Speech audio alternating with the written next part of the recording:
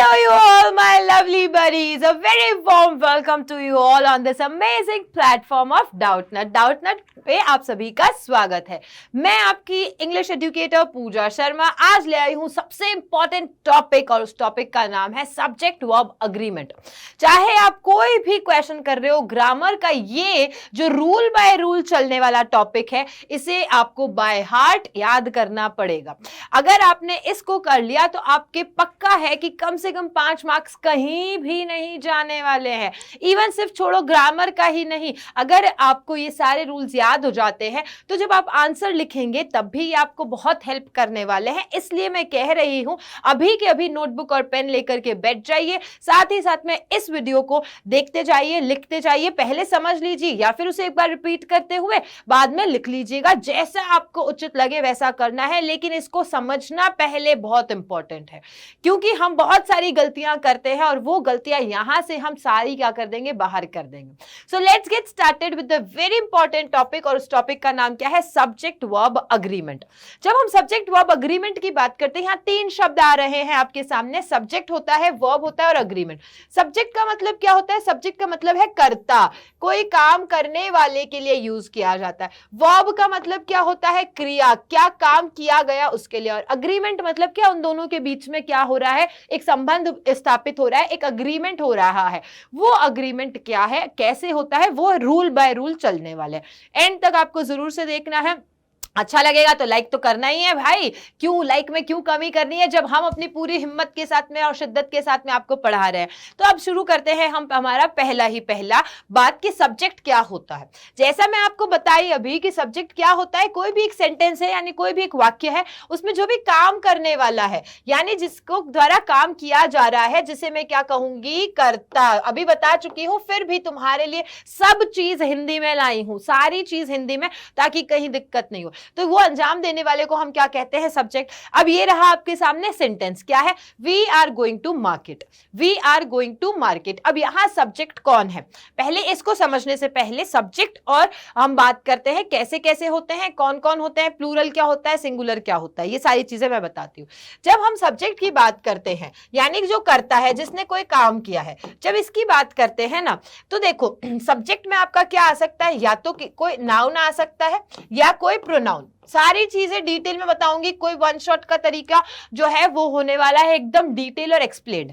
यानी noun, noun मतलब क्या होता है, नाउन मतलब संज्ञा, किसी भी वस्तु का नाम, किसी भी वस्तु का नाम, किसी भी इंसान का नाम, कोई भी चीज जो संज्ञा है वो आ सकती है। या प्रोनाउन, प्रोनाउन क्या होता है, सर्वनाम, जो संज्ञा के स्थान पे यूज किया जाता है उसे हम क्या कहते हैं, सर्वनाम कहते हैं। तो यहाँ पे ये हमारा पार्ट हो गया, यानी प्रोनाउन भी हो गया, नाउन भी हो गया। ये दोनों कौन हो सकते हैं, सब्जेक्ट हो सकता है कर्ता। यानी कर्ता को मैं क्या कह सकती हूँ, कैसे कि मैंने कह दिया आपका नाम है, आपका नाम माधव है, तो मैंने कह दिया माधव, और माधव की जगह अगर मैंने कह दिया ही, दोनों एक ही चीज हो गया ना, बात तो एक ही कर दी मैंने। तो ये क्या कहलाते हैं, सब्जेक्ट कहलाते हैं। ठीक है, अब यहां कंफ्यूजन नहीं है, आगे बढ़ो। अब यहां पॉइंट आउट करो, जो करता है वो कौन है, वी। वी मतलब क्या हुआ, हम। We are going to market, हम कहां जा रहे हैं, हम मार्केट जा रहे हैं।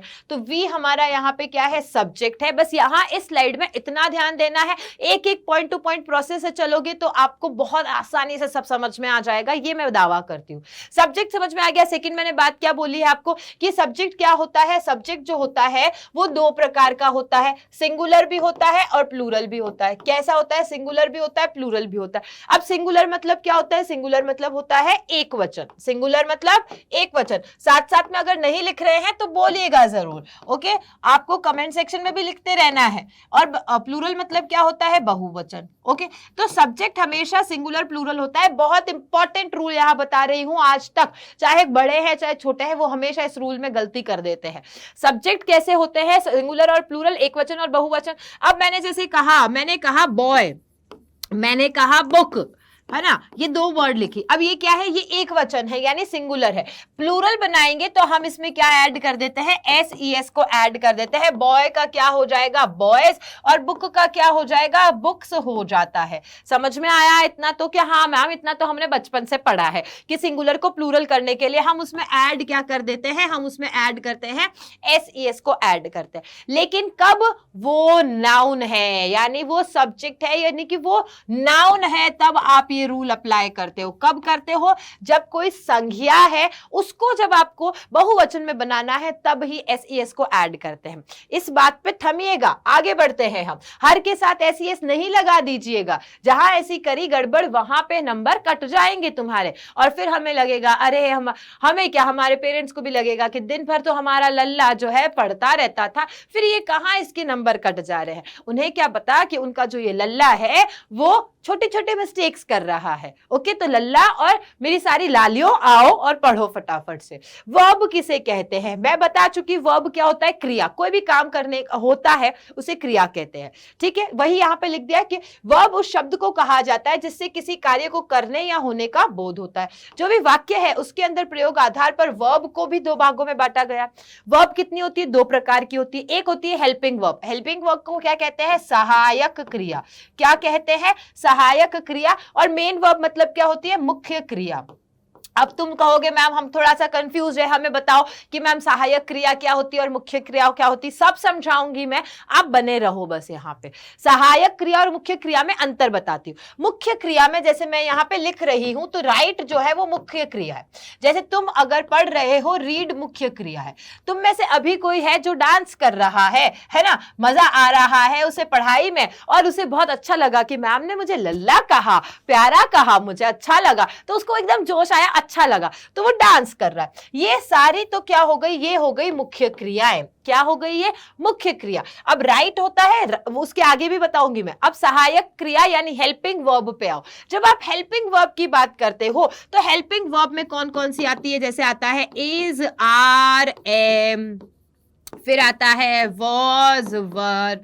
ये सारी जो होती है ये क्या होती है? ये हेल्पिंग वर्ब होती है, यानी क्या होती है? सहायक। सिर्फ सहायता करती है ये। यहां तक समझ में आया? बिल्कुल आया मैम। आया तो ये बात बताओ मुझे यहाँ पे कमेंट सेक्शन में कि मैम समझ में आ गया है, और शेयर कर दो अपने दोस्तों के साथ में कि मैम इस तरीके से हिंदी समझा रहे हो आप, इससे इजी तो कुछ भी नहीं हो सकता था। अब आगे बढ़ते हैं और हम बात करेंगे, जैसे मैंने बताया सब्जेक्ट का। देखो कंफ्यूज हुआ नहीं जाना है तुम्हें, बिल्कुल कंफ्यूज हुआ नहीं जाना है। वर्ब जो है यहाँ पे उसका बता रही हूँ, सिंगुलर और प्लूरल। पहले किसका बताया था? सब्जेक्ट का। अब मैं वर्ब का बता रही हूं। सिंगुलर समझ में आ गया, एक वचन, बहुवचन मतलब प्लूरल हो गया। अब यहां पे थोड़ा सा क्या है? चेंज रूल है, पूरा उल्टा है। जैसे मैंने जो शब्द अभी लिखे थे, प्ले लिखा, मैंने लिखा राइट लिखा, मैंने लिखा रीड, ये तीन शब्दों को मैंने यहां लिखा। ये क्या है? ये तुम कहोगे मैम ये तो सिंगुलर है क्योंकि इसमें एस नहीं है ना ही ईएस है। फिर मैंने प्ले का लिख दिया प्लेज, मैंने लिख दिया यहाँ पे राइट का राइट्स, और मैंने यहाँ लिख दिया रीड का रीड्स, लिख दिया जी हमने। अब जब ये मैंने यहाँ पे लिख दिया तो मैं यहाँ पे क्या कह सकती हूँ? मैं यहां बता सकती हूं कि क्या है? ये तो है सिंगुलर, ये है प्लूरल, क्योंकि प्लूरल में हमें एस दिखाई दे रहा है, और उसी बात पे लल्ला के कट जाएंगे नंबर। ये बिल्कुल गलत बात हो गई है। यहाँ पे बिल्कुल ही गलत रूल है ये। वो सिर्फ और सिर्फ किसके साथ होता है? वो हमारा होता है सिर्फ सब्जेक्ट के साथ में, सब्जेक्ट में भी नाउन के साथ। नाउन के साथ सिर्फ जब आप एस लगाते हो तो वो बहुवचन बनता है, लेकिन जैसे ही तुम क्रिया वाले रूल पे आओगे तो ये जो सब है ये क्या है? ये ऑलरेडी प्लूरल है, ये बहुवचन है भैया जी। और जब इन बहुवचन में तुम एस ई एस को ऐड कर दोगी तो ये क्रिया क्या बन जाएगी? ये क्रिया बन जाएगी एक वचन, जिसे हम क्या कहते हैं? सिंगुलर।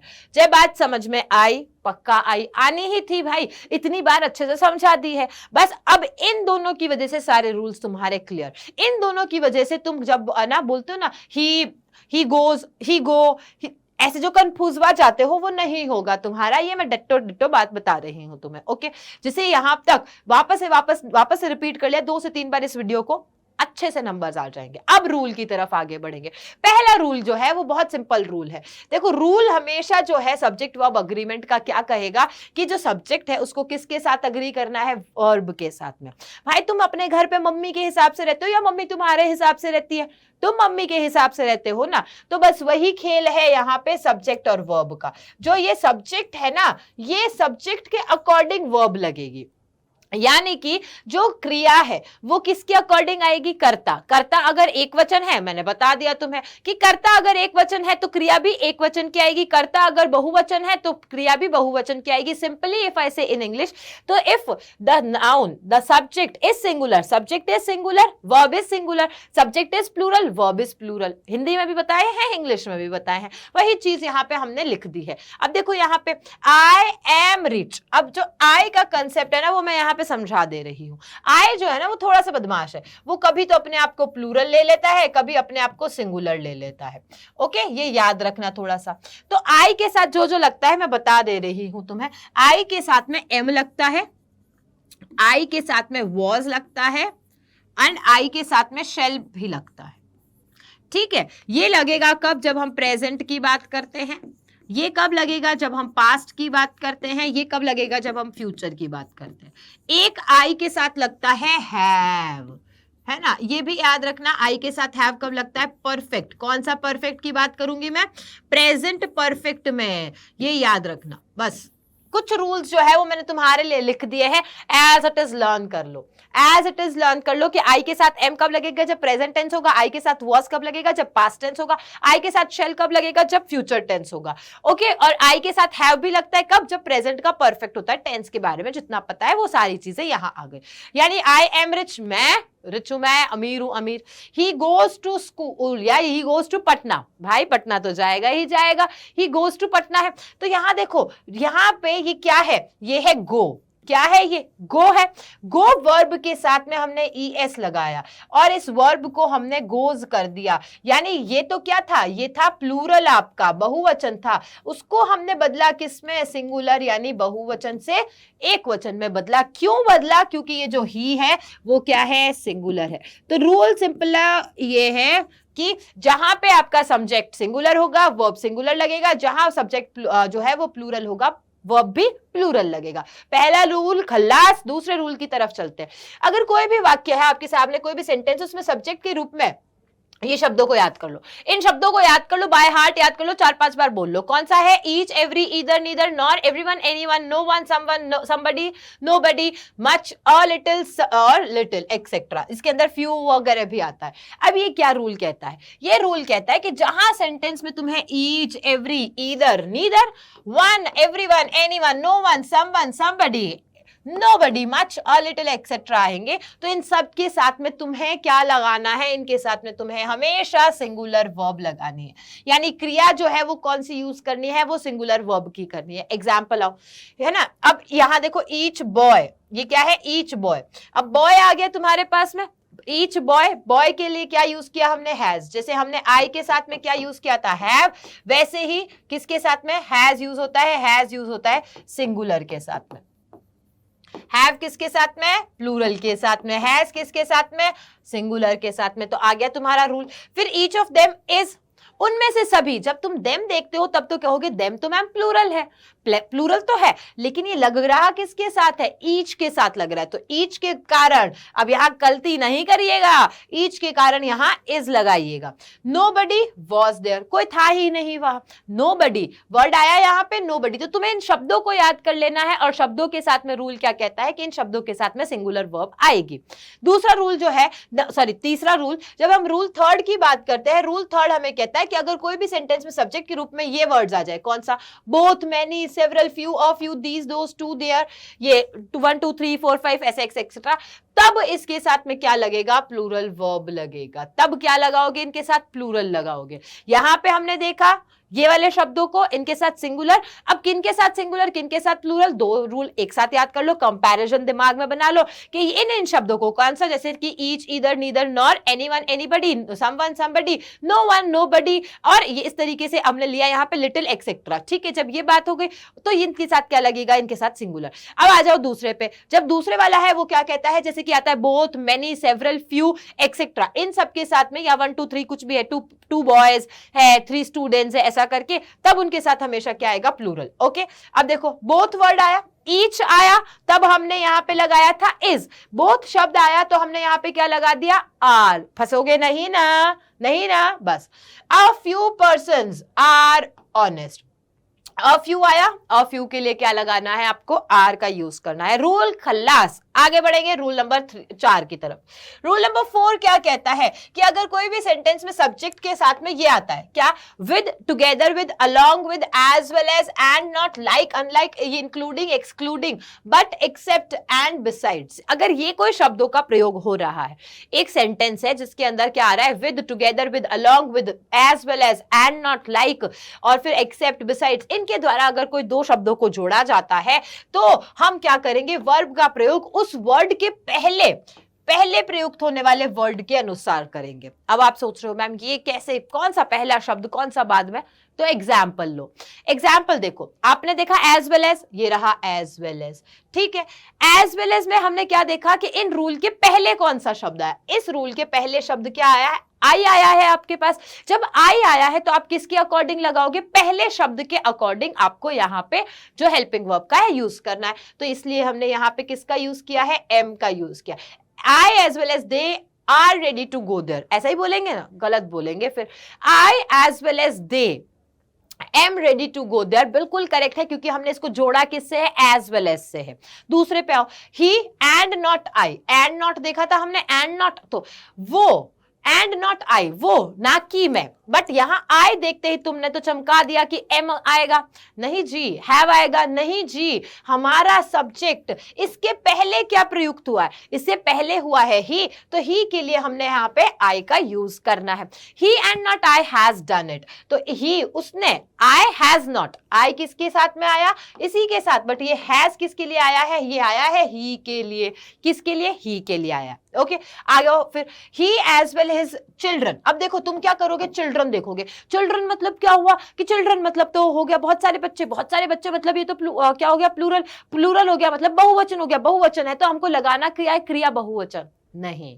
आपने शब्द देखा, शब्द क्या है, as well as, he as well as his children, तो ही के साथ में हमने क्या यूज करना है, सिंगुलर, क्योंकि ही एक वचन है तो इसके साथ में आपने वर्ब भी कौन सी लगानी, एक वचन की। रूल खत्म हुआ। आगे बढ़ते हैं रूल नंबर 5 की तरफ। जब रूल नंबर 5 है वो कहता है कि अगर कोई भी सेंटेंस में क्या आ रहा है, और, नॉर, नीदर और ईदर, ये सारा आता है, जब दो शब्दों को या दो वाक्यांशों को, दो सेंटेंसेस को जोड़ने के लिए भी जब आप कौन सा यूज करते हो, ईदर और, नीदर, नॉर, ऐसा यूज करते हो, तो इनमें भी प्रयोग में अपने से नजदीक वाला नाउन या प्रोनाउन इनके पास में कौन सा है। मैम फिर से थोड़ा सा पास में, दूर में, पहले वाला, ये वाला।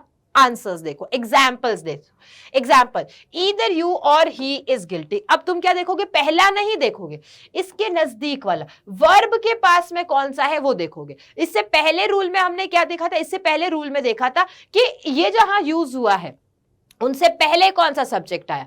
यहां दूसरे वाले रूल में क्या देखोगे, जहां पे ईदर और, नीदर, नॉर और, नॉर ऐसा यूज हुआ, उसके जस्ट पास में कौन सा आया है वो देखो। अब देखो, either he nor I, I आया, ईदर नॉर आया, नीदर नॉर आया, यहां पे क्या आया, ईदर और आया, तो neither he nor I am guilty, I के लिए क्या आया, एम आया। ओके ही की तरह इज मत लगा दीजिएगा। फिर यू और ही इज, अब यहां ही आया, ही के लिए हम क्या यूज करेंगे, इज का यूज करेंगे, to blame. Okay moving ahead, rule number 6 क्या कहता है, रूल नंबर 6 कहता है कि कोई भी नाउन जो ऐसा निश्चित दूरी, समय, मात्रा, रकम या फिर वजन को बतलाता है तो प्लूरल होने पर भी इसके साथ सिंगुलर वर्ब का ही प्रयोग किया जाता है। मैं सिंपल सा एग्जाम्पल देती हूं। अगर मैंने कहा कि मेरे पास में 2000 का नोट है, ओके 2000 का नोट तो एक है लेकिन 2000 तो बहुत सारे हैं। अब तुम कंफ्यूज हुआ गए फिर से कि क्या होगा मैडम जी, क्या होगा, 2000 के हिसाब से हमें इसके साथ में प्लूरल लगाना है या 2000 का नोट है, एक ही माना है हमने इसलिए एक वचन लगाना है। तो ये रूल यही कंसेप्ट क्लियर करता है। ये कंसेप्ट क्लियर करता है कि जब तुम एक बहुत सारी मात्रा को एक मान ले रहे हो, है ना, जैसे तुम रोज सुबह 5 किलोमीटर चलते हो, तुम्हारे एग्जाम नजदीक में आ रहे हैं या किसी फिजिकल एग्जाम की तैयारी कर रहे हो, कुछ भी, तुम रोज सुबह 5 किलोमीटर चलते हो। अब तुमने कहा 5 किलोमीटर कुछ ज्यादा दूरी नहीं है, अब तुमने उस 5 किलोमीटर को एक माना है, ठीक है, लेकिन ऐसे तो 5 किलोमीटर बहुत सारे होते हैं।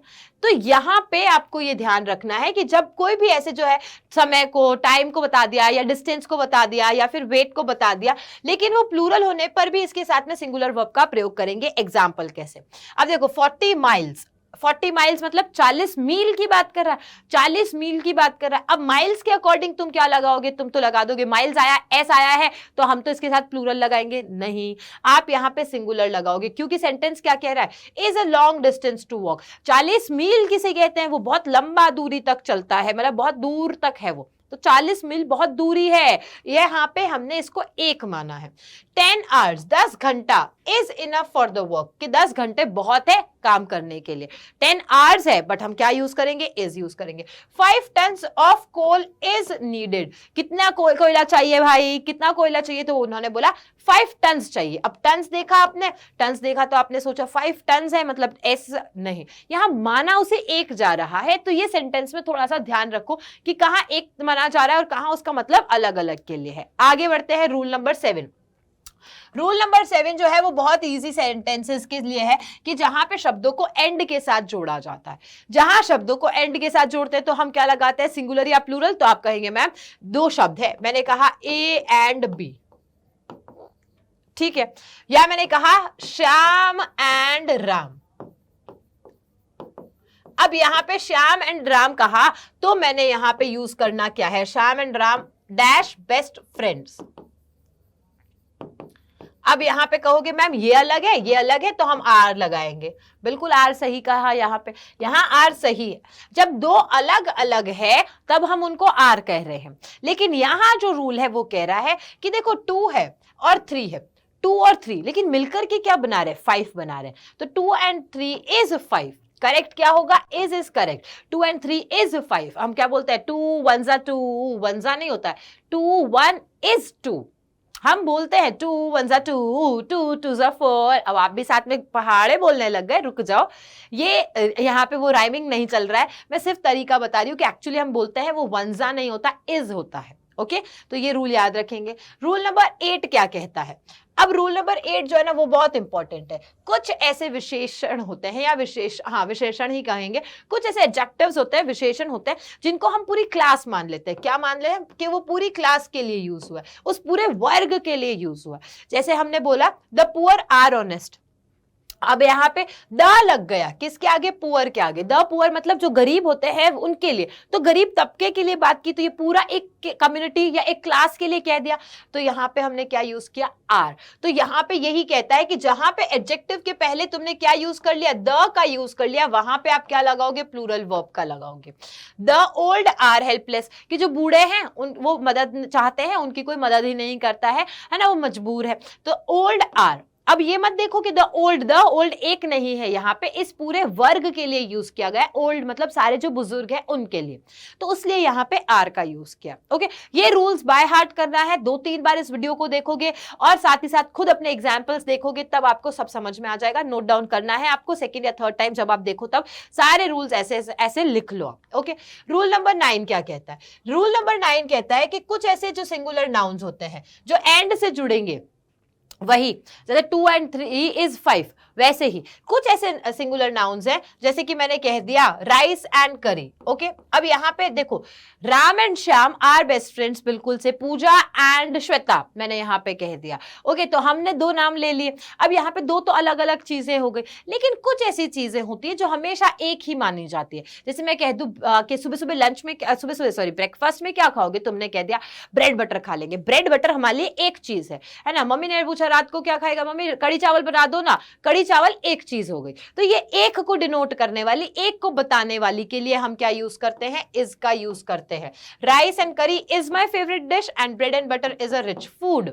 ओके, तो यहां ध्यान रखेंगे हम। आगे आते हैं रूल नंबर 10 की तरफ। रूल नंबर 10 क्या कह रहा है कि कुछ ऐसे नाउन फॉर्म्स होते हैं जो प्लूरल होते हैं लेकिन उनका अर्थ तो सिंगुलर होता है। और यहां मैं पूरी लिस्ट ले आई तुम्हारे लिए, पूरी लिस्ट। जैसे कि देखो इनके सबके आगे आपके एस दिखाई देंगे, मम्स है, रिकेट्स है ना, शिंगल्स है और मीजल्स है। अब ये इनके पीछे एस दिखाई दे रहा है। जैसे ही तुमने किसी भी शब्द के पीछे एस देखा, तुमने सोच लिया ये नाउन है और ये तो प्लूरल हो गया, बहुवचन बन गया, बट नहीं। कुछ ऐसे शब्द भी होते हैं जिनके स्पेलिंग में आपको एस दिखाई देगा लेकिन वो कभी भी क्या नहीं होंगे, प्लूरल नहीं होंगे, वो होते क्या है, सिंगुलर ही है। और इसीलिए इनके साथ में भी हम क्या यूज करेंगे, सिंगुलर ही। ये थे बीमारियों के नाम। फिर खेलों के नाम देखो, खेल में देखो बिलियर्ड्स, डार्ट्स, ड्रॉट्स, इन सब के पीछे एस है, लेकिन वो है तो एक ही है तो एक ही, राइट। देश का नाम द यूनाइटेड स्टेट्स है, बहुत सारे स्टेट्स है लेकिन है तो एक ही देश का नाम वो। द वेस्ट इंडीज कहा जाता है, वेस्ट इंडीज एस लगाया हुआ है लेकिन है तो देश एक ही ना, तो स्पेलिंग में कंफ्यूज नहीं होना है। आगे देखो, बुक्स के भी नाम है, अरेबियन नाइट्स की बात करते हैं हम, मस्केटियर्स की बात करते हैं, तो ये सब क्या है, ये एक्चुअली बता प्लूरल रहे हैं बट है नहीं। उसी तरीके से जैसे फिजिक्स है ना, economics, civics, statics, politics and linguistics, सब में एस दिखाई दे रहा है लेकिन फिजिक्स तो है एक ही जो सबसे खराब लगती है ना। हाँ। फिर इकोनॉमिक्स है, इकोनॉमिक्स भी सब्जेक्ट एक है बट मैथमेटिक्स भी सब्जेक्ट एक है, लेकिन वो स्पेलिंग से कंफ्यूज होके गलत मत करना। फिर मैथमेटिक्स जैसे इज एन इंटरेस्टिंग सब्जेक्ट लिख दिया हमने, मैथमेटिक्स है लेकिन आपने एस देख के आर नहीं लिखना है, इज ही लिखना है। पॉलिटिक्स के लिए भी इज का ही यूज होगा। आगे चलो, रूल नंबर 11। रूल नंबर 11 जो है वो किसके लिए, कलेक्टिव नाउन। कलेक्टिव नाउन मतलब समूहवाचक संज्ञा, जो समूह के लिए यूज किए जाने वाले शब्द होते हैं, तो इनके साथ हमेशा आपको क्या लगना होता है, सिंगुलर वर्ब का। कलेक्टिव नाउन के साथ हमेशा सिंगुलर वर्ब लगता है जब तक कि वो अलग अलग ना बता रहा हो। कलेक्टिव नाउन सबको एक करके बताता है लेकिन कुछ कुछ कलेक्टिव नाउन्स होते हैं वो अलग अलग बता रहे हैं, तो आपको थोड़ा ध्यान रखना है कि कलेक्टिव नाउन एक होके बताता है तब आपको सिंगुलर लगाना है, जब वो अलग अलग बता रहा है तो प्लूरल है। एक एग्जाम्पल देती हूं मैं सिंपल सा, कि आपने देखा होगा ये आईफा अवार्ड्स देखते हो ना तुम लोग, आईफा अवार्ड्स होते हैं, इसमें ज्यूरी होती है या फिर तुम वो देखते हो सिंगिंग के और ऐसे, तो इनके बहुत सारे जजेस होते हैं, ठीक है। अब जब सबने एक मत होकर के अग्रीमेंट कर दिया, मतलब एक मत हो गए और उन्होंने कह दिया कि हाँ इसको हम लेंगे, तो इन सबके लिए इसका यूज होगा। लेकिन वहां किसी जज ने कह दिया नहीं नहीं ये तो अच्छा नहीं गाता, किसी ने बोलते बहुत अच्छा गाता है, और वहां नेहा कक्कड़ के आंसू टपकने लग गए कि बेचारा गरीब है, इसको तो लेना ही पड़ेगा। कोई बोलता है गरीब होने से क्या है, लेकिन उसमें टैलेंट नहीं है। अब सब अलग अलग अलग अलग अलग हो गए, है ना, तो ये एक मत नहीं है, लेकिन अब यहाँ पे उनका जो भी डिसीजन होगा वो क्या होगा, डिफरेंट होगा, ठीक है। तो ये चीज याद रखनी है आपको, कलेक्टिव नाउन में जहां एकमतता दिखाई जाती है, यहां पे अग्रीमेंट हो रहा है, वहां पे सिंगुलर का यूज करोगे,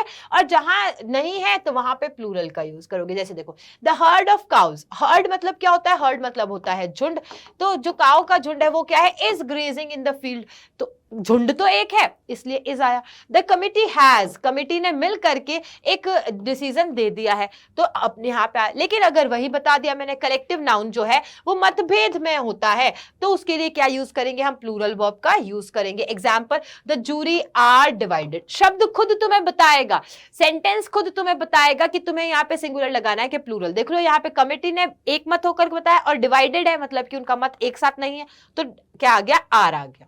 आगे आते हैं 12th पॉइंट की तरफ। जो रूल नंबर 12 है वो क्या कहता है, कुछ ऐसे इमेजिनरी सेंटेंसेस होते हैं। कौन से सेंटेंसेस होते हैं, इमेजिनरी सेंटेंसेस, जिन्हें हम क्या कहते हैं, काल्पनिक। कि काश में ना प्राइम मिनिस्टर होता, हमारे पास में ऐसे लिखने को भी आता है कि काश में प्राइम मिनिस्टर होता, या काश में उड़ सकता, या काश में पढ़ लिया होता तो मैं आज कब का पास हो चुका होता। ये जो सारी चीजें होती है काल्पनिक होती है कि हमने ऐसा किया होता तो, और उन काल्पनिक में हमेशा क्या लगता है, वर का यूज होता है। ये रहा, उनमें किसका यूज होता है, हमेशा वर का यूज होता है, ये याद रखना।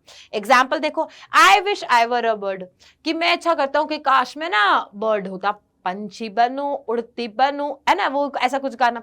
तो I wish I were a bird. अब आई के साथ कभी वर देखा है तुमने, नहीं। मैम अभी आपने बताया आई के साथ में तो एम लगता है, आपने बताया आई के साथ में क्या लगता है, हैज लगता है, आपने बताया सॉरी आई के साथ हैव लगता है, आपने बताया आई के साथ में हम यूज कर सकते हैं क्या, वो शैल यूज कर सकते हैं, और पास्ट में यूज करना है तो वॉज। तो ये वर कहां से आ गया बेटा, ये अलग एक्सेप्शनल रूल है। वो रूल कहता है कि अगर कोई सिचुएशन यानी कि कोई ऐसी चीज वो बताती है कि आपने काश ऐसा किया होता, या वो कल्पनाओं को बताती है, तब आप वर का यूज करते हो। लेकिन क्या आई के साथ नहीं, सबके साथ। इफ ही वर, ही भी तो है, ही के साथ तो वॉज लगाते हैं ना, लेकिन क्या आएगा, ही वर, कि अगर वो रिच होता, अमीर होता, ही वुड हेल्प अदर्स, तो वो दूसरों की मदद करता।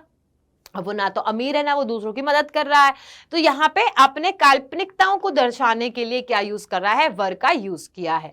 यहाँ पे हमारे सारे इंपॉर्टेंट 12 रूल्स जो है वो मैंने आपको बता दिया है सब्जेक्ट वर्ब अग्रीमेंट के। आपको क्या करना, आपको अब तहे दिल से इन सारे रूल्स को बार बार रिपीट करना है। एक चार्ट बना लो, उसको लगा लो अपने डेस्क पे, कहीं पे भी दीवार पे लगा लो, या दीवार खाली है तो खुद लिखो उसके ऊपर, और अपने इन पॉइंट्स को बस बाय हार्ट कर लो, दिल से याद कर लो, एग्जाम में आएंगे तो नहीं भूलेंगे हम, कहीं पे गलती करने के चांसेस ही नहीं रहेंगे, हम तो बस पकड़ेंगे वहां पे शब्द कि एज लॉन्ग एज आया तो क्या करना है, एंड आया तो क्या करना है, कोई कलेक्टिव नाउन आया तो क्या करना है, वर्ब कब यूज करना है, तो हम सेंटेंसेस को एज इट इज पकड़ लेंगे और हमारे मददगार होंगे। इस बात पे मैं कहती हूं आपको अलविदा और मिलेंगे आपसे नेक्स्ट सेशन में। क्या चाहिए है आपको नेक्स्ट सेशन में ये भी मुझे बताइएगा कमेंट सेक्शन में। एंड हाँ, भूले तो नहीं ना शेयर करना, जल्दी से शेयर कर दो। Bye bye.